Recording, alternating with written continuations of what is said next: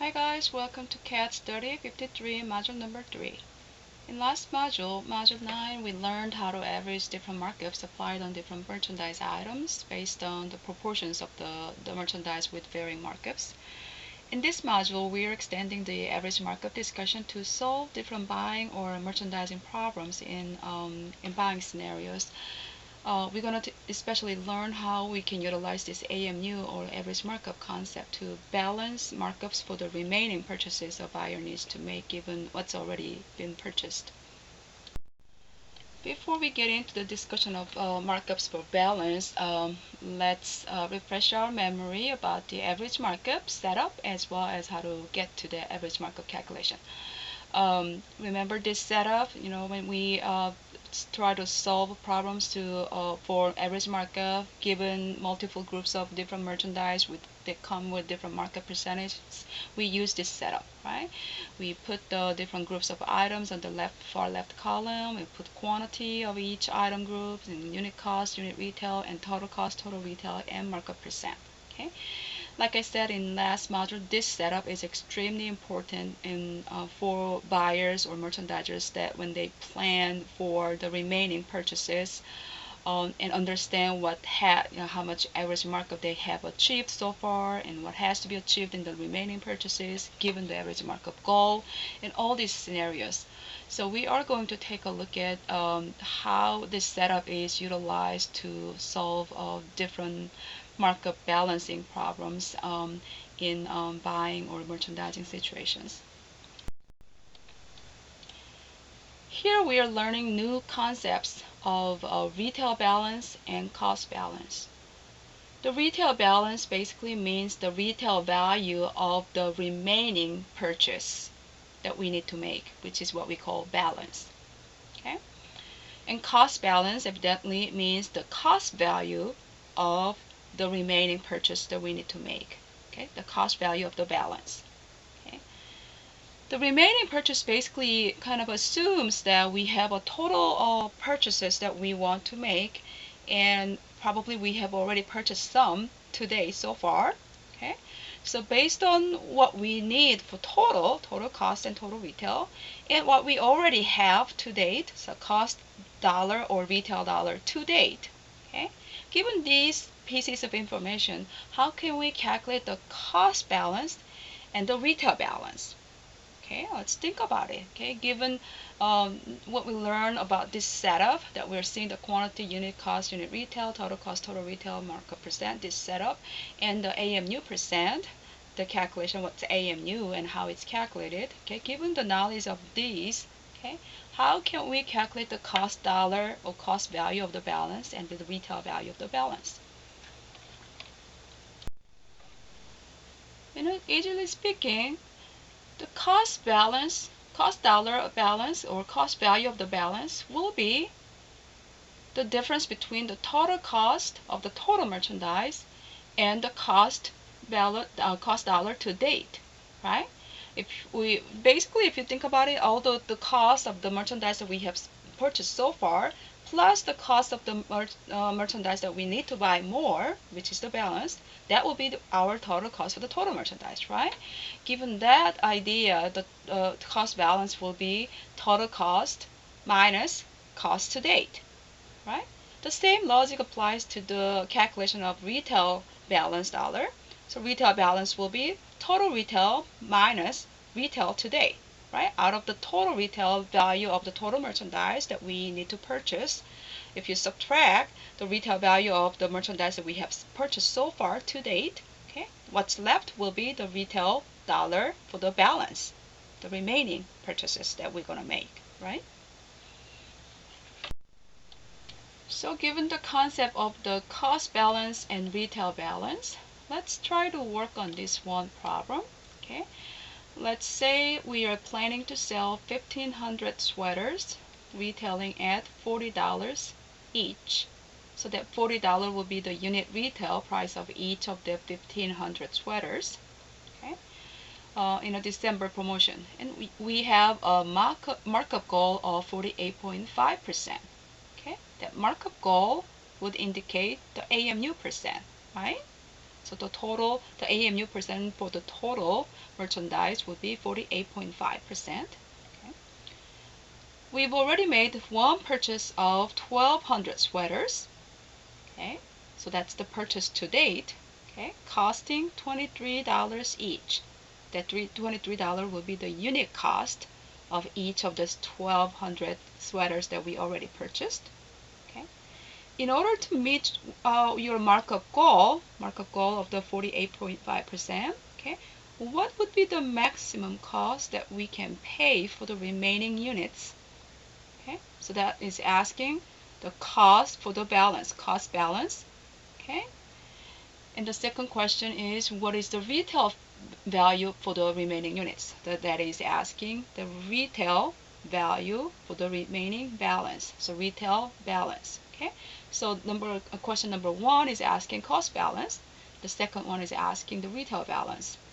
Okay, let's utilize the setup that we are seeing here and plug in all the numbers that we already know that's given in the problem. And then let's think, how can we actually solve for the two problems, the cost balance and retail balance, based on that. Let's pause the video here for a little while you guys are thinking about and working on this problem.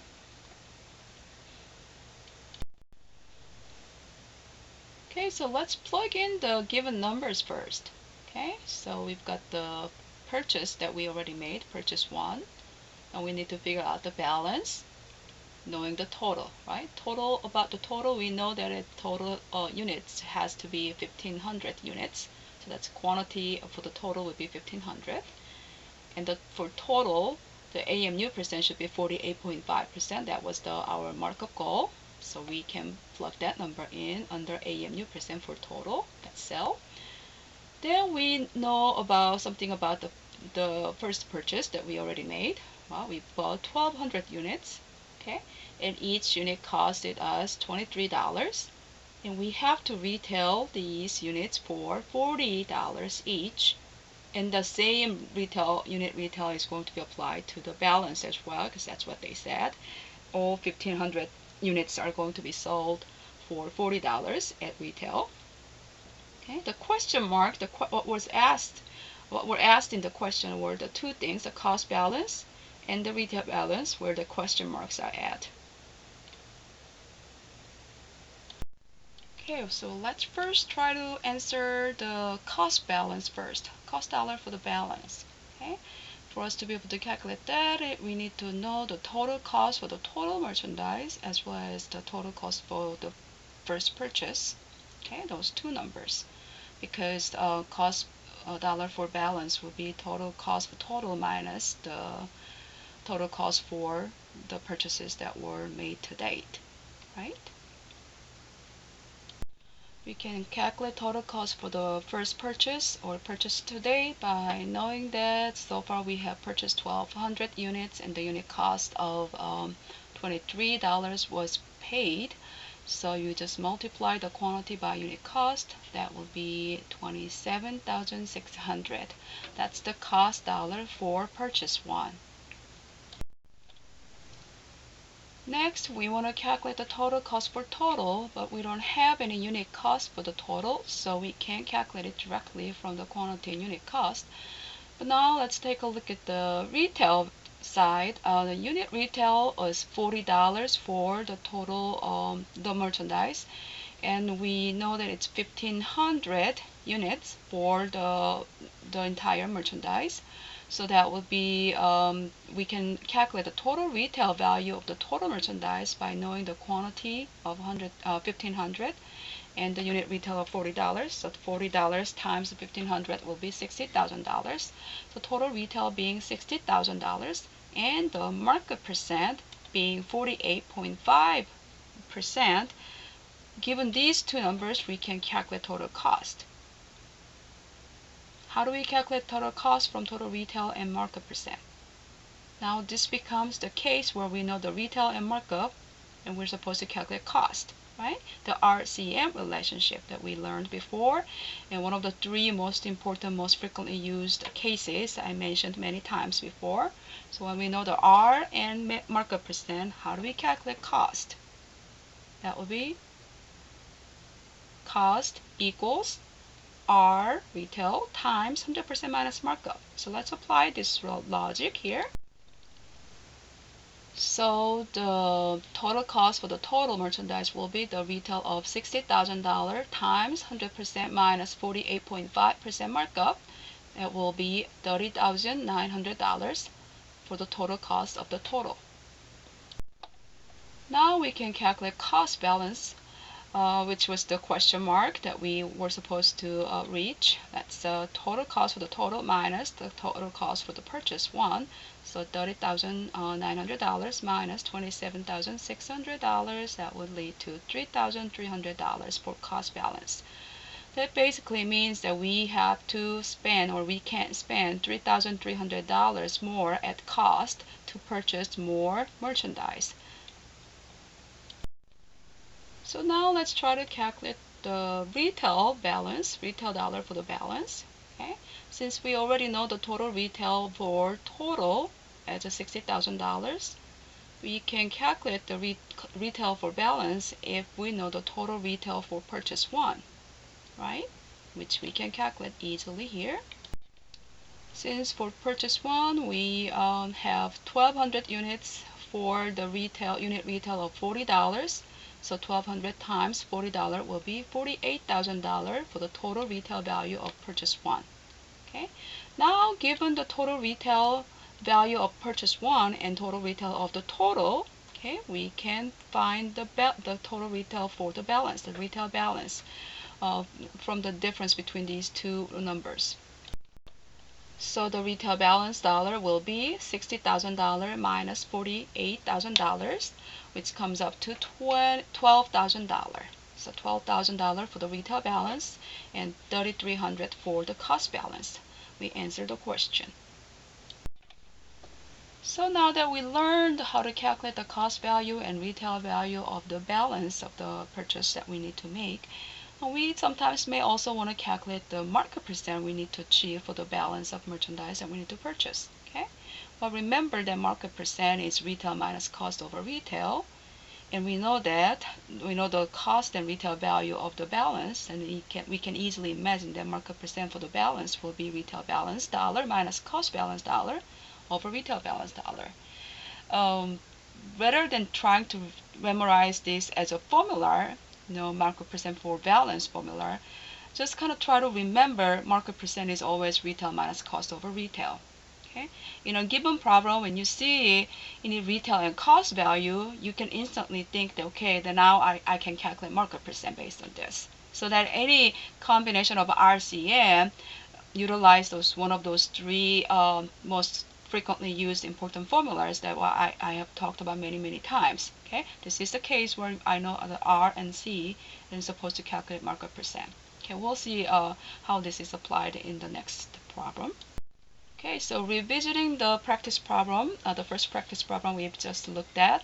What if the question was asking what markup percent the buyer needs to achieve for the remaining units for the balance? Given all the information that we already have calculated or known, okay, markup percent for the balance can be easily calculated. Okay, now we know that total retail for the balance and retail the cost for the balance numbers, and given these two numbers, R and C are known, and from which we need to easily calculate the markup percent. The markup percent for the balance will be basically where the question mark is at, and so the question mark will be answered as $12,000 minus $3,300 over $12,000, R minus C over R, and that leads to the markup of 72.5%, and that will be the markup percent for the balance.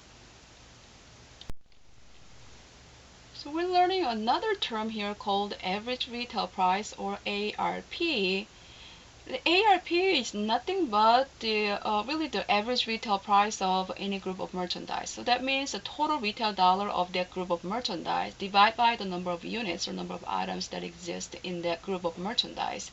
And you can calculate ARP for any group of merchandise. You can calculate ARP for the balance, ARP for the total merchandise, or ARP for the purchase to date, any group of merchandise that you're looking at, as long as you know the total retail value of that group, and as long as you know how many units that exist in that group of merchandise, you will be able to calculate ARP. Okay. For example, in the previous problem that we looked at, the total retail for the total merchandise was $60,000, and the number of items were 1,500 units. So that leads to the ARP of $40. We already knew that ARP was $40 from the given problem because the problem said that all items, all 1,500 sweaters are going to be retailed for $40. But even if we didn't know that information, as long as we know the total retail is $60,000, and then we have 1,500 units, we should be able to calculate the ARP, the average retail price, for 1,500 sweaters by knowing those two pieces of information through this calculation. Not only the average retail price, but also sometimes we want to calculate average unit cost as well. Just like average retail price, average cost per unit will be calculate by dividing the total cost value of the group of merchandise and divide that by the total number of items, number of units that group of merchandise has. We can calculate average cost per unit for any group of merchandise, just in the same manner as we calculate the ARP for any group of merchandise. For example, if we were asked to calculate the average unit cost for all sweaters in the previous problem we looked at, then we can also think about the total cost of the total sweater, 1,500 sweaters, which was given as $30,900, and the number of items in the total sweater purchase, which was 1,500 units. So that 30,900 divided by 1,500 will be $20.60. Okay, we can that was the average cost per unit, average unit cost for the total merchandise, the 1,500 sweaters. What if the question is asking how much is the average unit cost for the remaining sweaters to purchase? So the balance in the practice problem 1, the previous problem. So if it was just asking the average unit cost for the balance instead of the entire 1,500 sweaters, then what would be the answer? Let's think about it. Let's pause the video here for a second. Okay, so the total cost of the balance or cost balance that we calculated was $3,300. And we know that we need to purchase 300 units more because the number of units of sweaters that we need for this promotion is 1,500, and we've already purchased 1,200 from the purchase 1. So we will need to buy 300 more units. Okay, so that gives us the average cost per unit or average unit cost for the balance to be $11, 3,300 divided by 300. So walking through all the problems that we have taken a look at, including cost balance, retail balance, market percent for the balance, and ARP and average cost per unit, and all these things combined, we filled almost all of the cells in this grid except for one, which is the markup percent for purchase 1, the purchase that has been made so far. We can also easily calculate this markup percent, right? Because we know the retail value and cost value of this purchase. We can calculate markup percent from those retail and cost value. You can either utilize the unit cost and unit retail, or the total cost and total retail. Whichever set you use, you will get the same markup percent.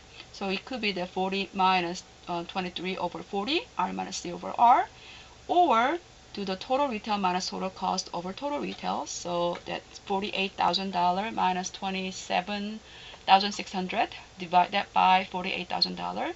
Either way, we will get the same markup percent, which is 42.5%.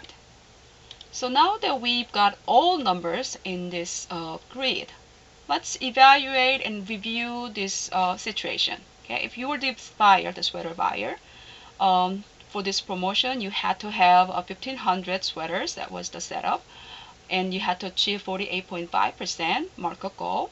Okay, you've already made a purchase of 1,200 units at the unit cost of $23, and that was 42.5% markup.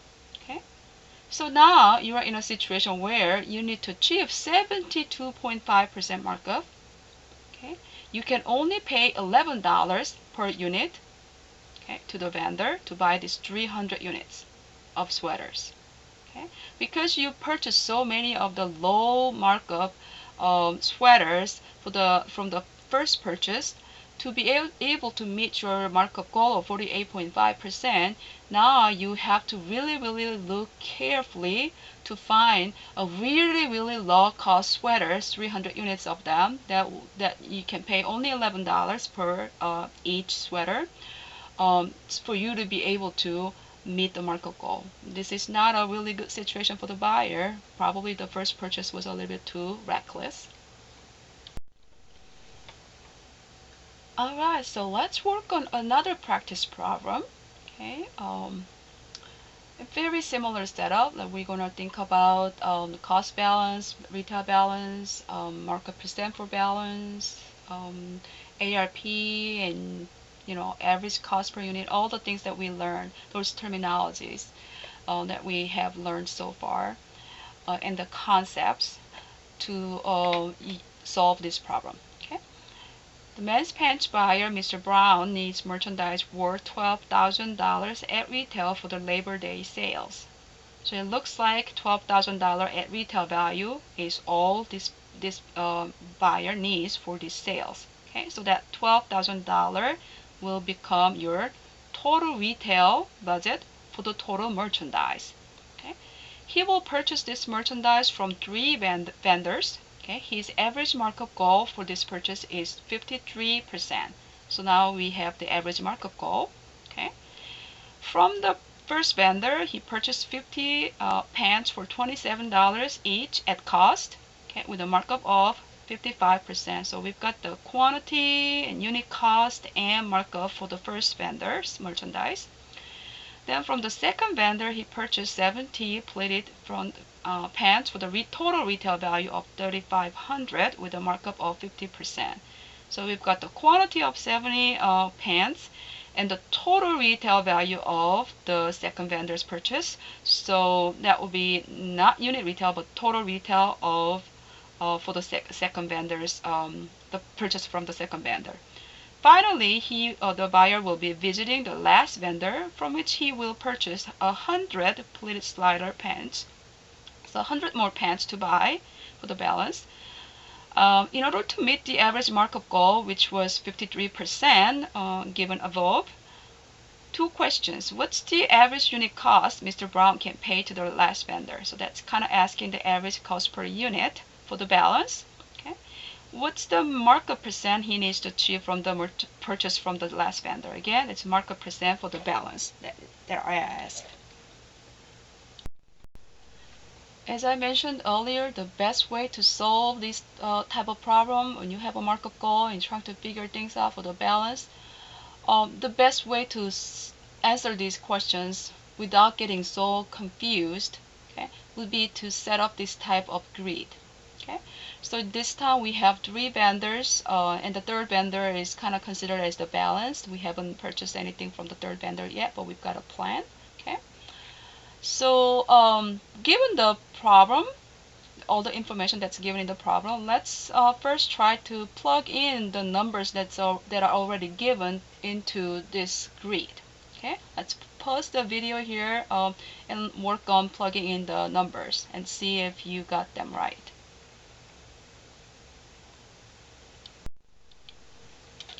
Okay, well, the reason why I asked you to plug in the given numbers first before you actually go ahead and answer the question is because interpretation of the question instead of the problem itself is absolutely important. That is if you could put down the numbers in the right cells in the grid, that solves half of the problem already right there. But if you put the number in the wrong spot, then that no matter how well you do in the calculation, you're not going to get the right answer.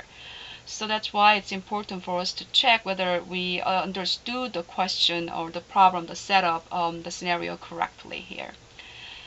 So let's see here. Okay, from the first vendor, he purchased 50 pans at the unit cost of 27 with the markup percent of 55. So that was the first vendor's purchase.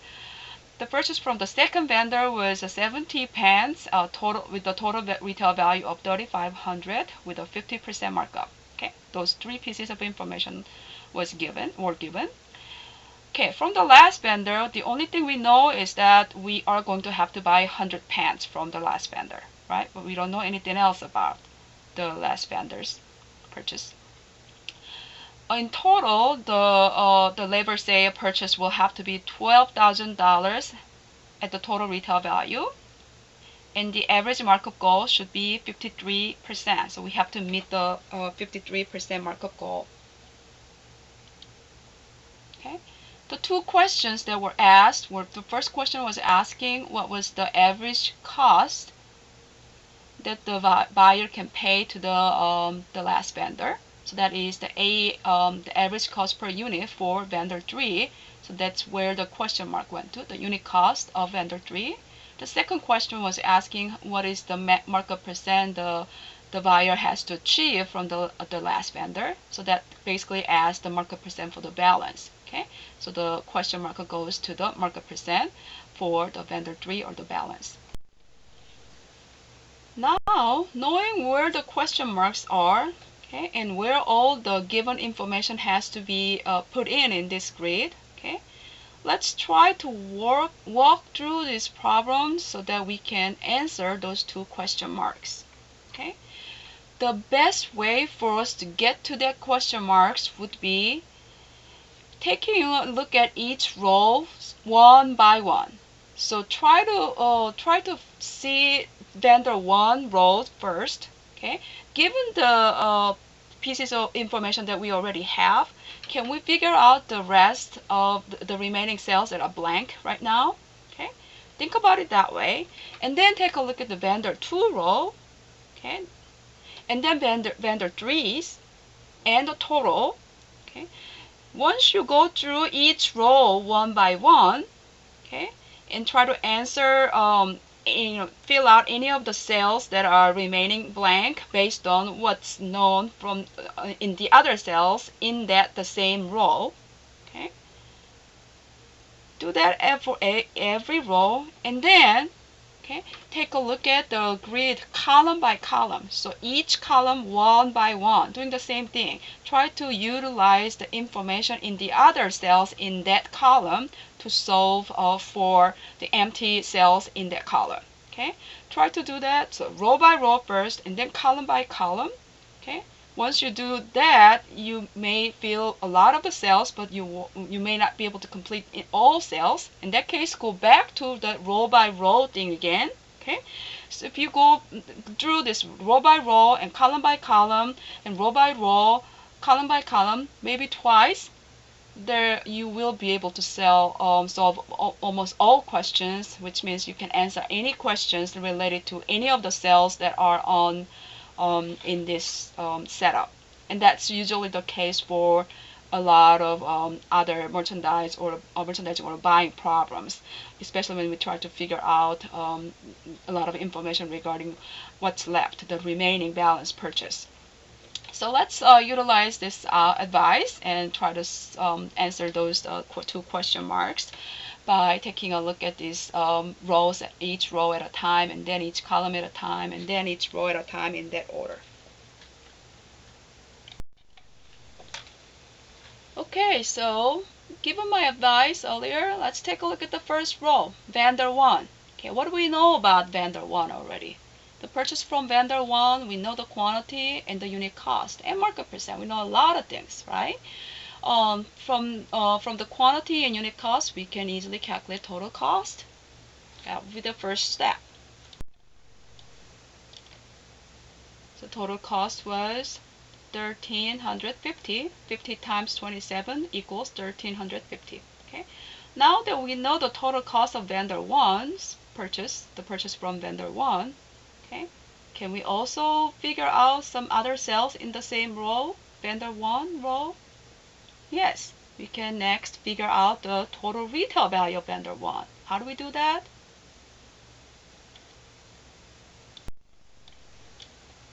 That's nothing but the case where we know the cost value and market percent, and we're trying to figure out retail value from it, from the cost and market percent, right? So retail equals cost divided by 100% minus market percent. Very familiar? Yes, it's one of the 3 most important formulas I said many times, right? So that will be 1,350 cost divided by 100% minus 55% markup. Okay, that will lead to the retail value of $3,000. So we got that one figured out. Okay.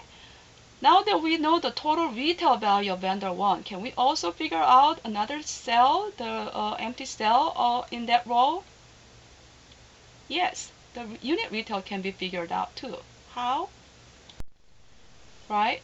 Knowing the total retail and the quantity, it is nothing but the case we have to calculate the ARP, or average unit retail price, for the purchase from vendor 1, right? So total retail $3,000 divided by the number of units, 50, equals $60. There. So we figured out all the numbers in the first row, the vendor 1 row. Okay. Now we are moving on to the second row, vendor 2. For vendor 2, we know the number of units, the quantity, as well as the total retail and market percent. Okay. Again, we can figure out the total cost from the total retail and market percent, right? How do we do that?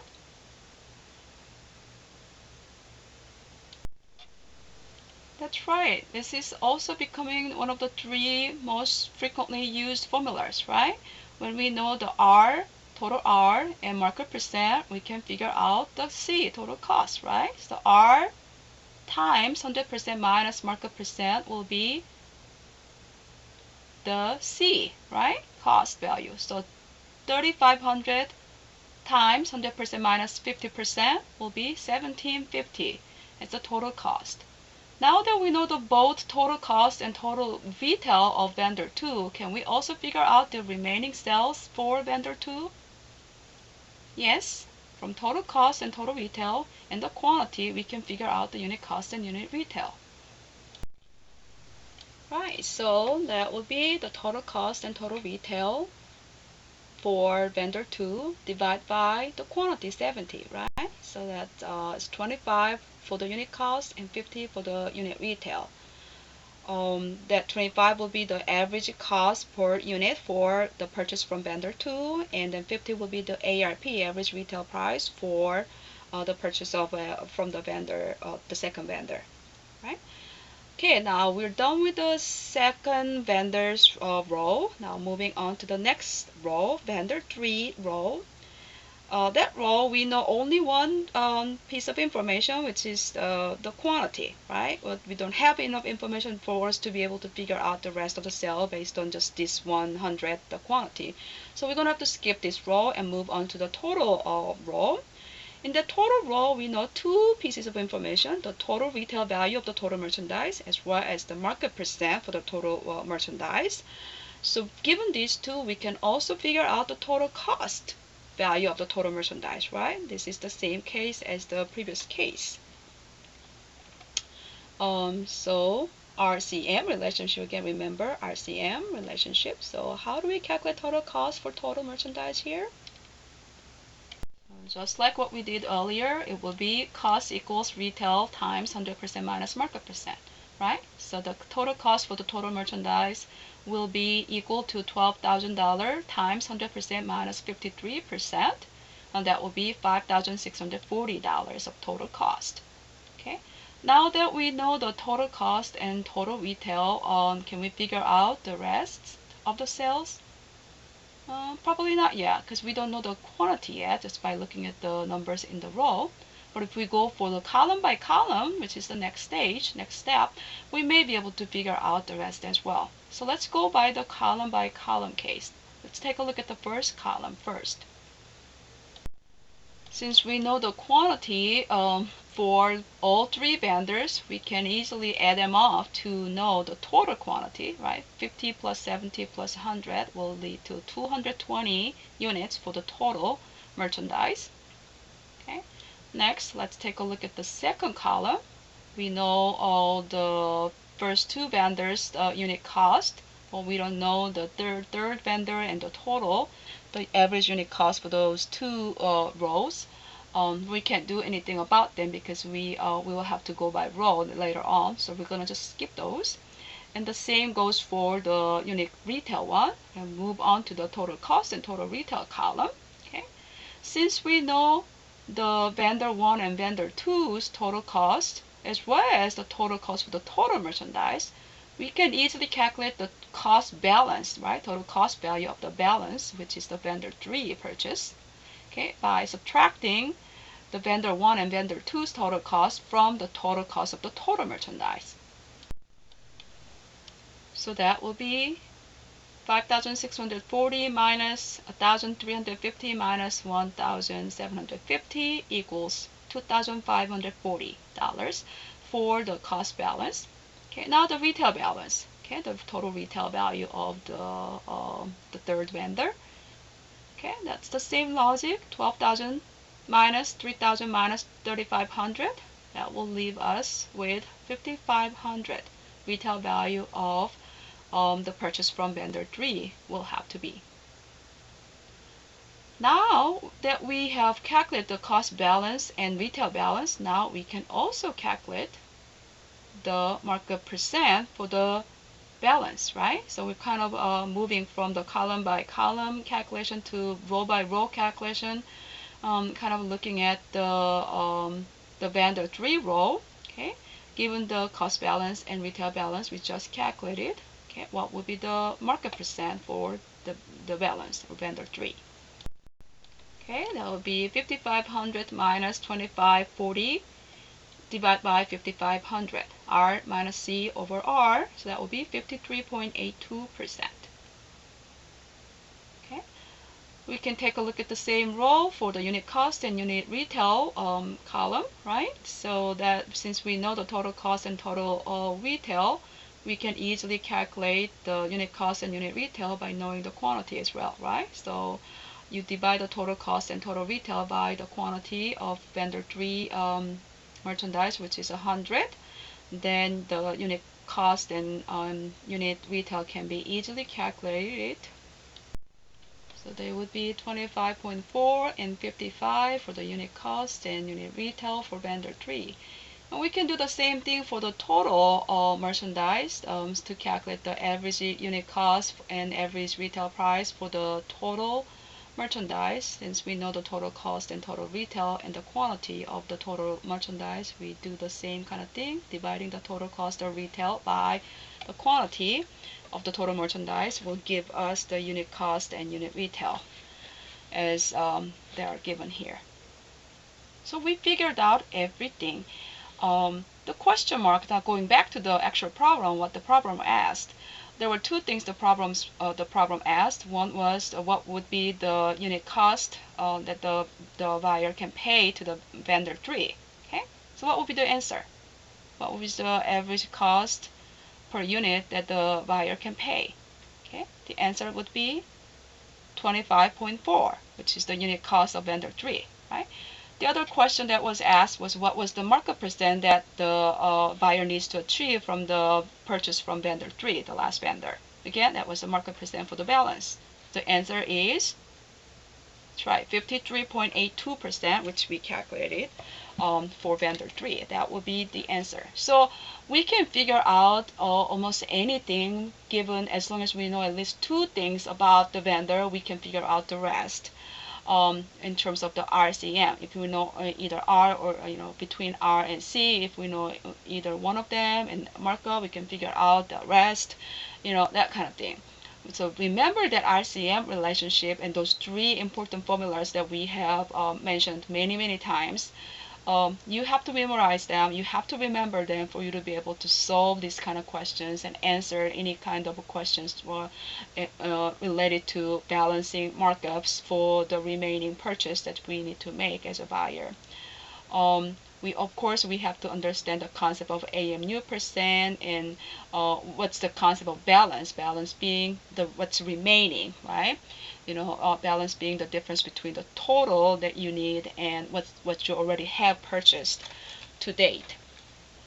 And as long as you know the concept of balance and those three important formulas of the RCM relationship, then you should be able to answer almost any questions related to this type of problem. So just remember that if you are kind of stuck and I'm not sure what's the next step, what number to calculate next to be able to reach the final answer, because as we saw in this problem and the earlier problem, a lot of times the answer is not straightforward. You have to go through multiple steps of calculation to reach the final answer and things like that.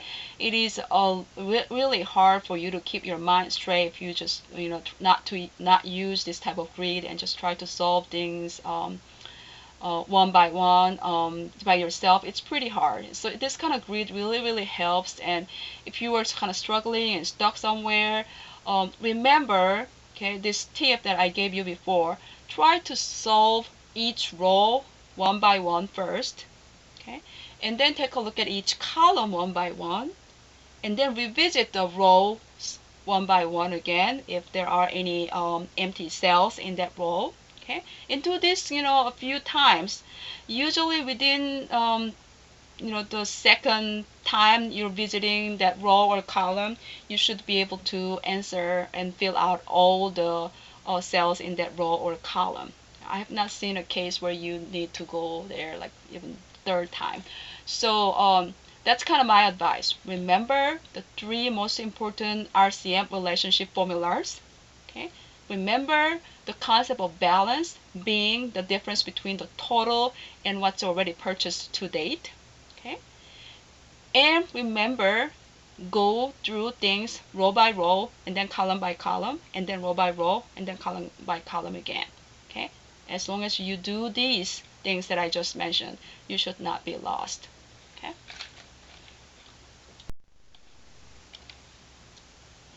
Okay, so let me recap all about the markups that we've been talking about in the last few several modules. We started from basic markup, and then we talked about three different types of markup: initial markup, cumulative markup, and maintain markup. And now in the next couple of modules, we talked about average markup and how we utilize the average markup as a markup goal to balance markups and plans for the remaining purchase that we had to make and things like that. This markup, why do we have to care about the markup? And that's because markup is a direct factor determining the gross margin, and assuring good gross margin is the important part of the buyer's job, or the merchandiser's or the line planner's job. Utilizing these three types of markup calculations to make good decisions about the merchandise cost or the retail price for the customers, or the quantities of the merchandise to buy, and all these things are very important.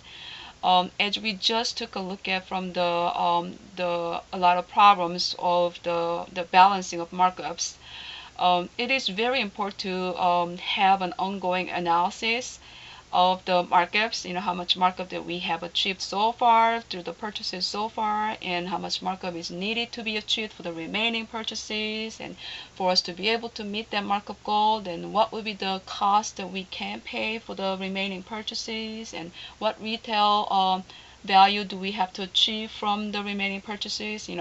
All those kind of things. You evaluate what's done in terms of the markup, and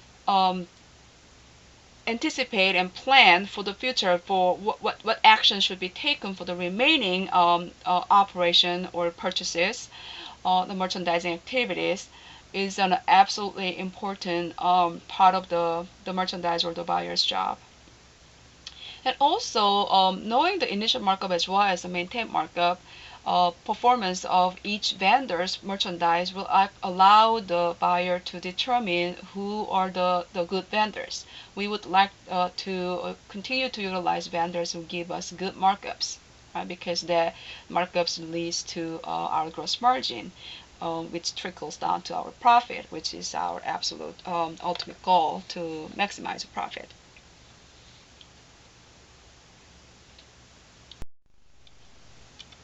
Alright, thank you for listening. This concludes Module 10 lecture.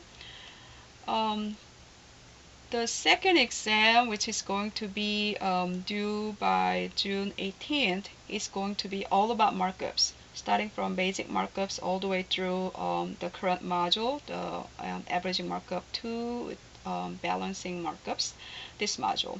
So I hope you can study on all of these materials as well as the module problems and homework assignments and the practice problems from the textbook. And I also posted additional review problems, excellent review problems on Canvas for related to markups. And it will be of utmost importance for you to actually work on all these problems for you to do really well in the exam, because markups can be pretty complex, especially when it comes to averaging markup and how to utilize the AMU goal to balance markups for the remaining purchases. Can get pretty complex, as we saw in the previous examples. But with practice, it gets really easier. And I posted those additional review problems, and also the textbook has a lot of nice practice problems, so that you can practice enough before you actually take the exam. So I strongly recommend you to go through all the problems that you can have your hand on before you actually get to take the exam. Alright, also don't forget to work on module problem assignment number 10. Alright, thanks for listening. Bye.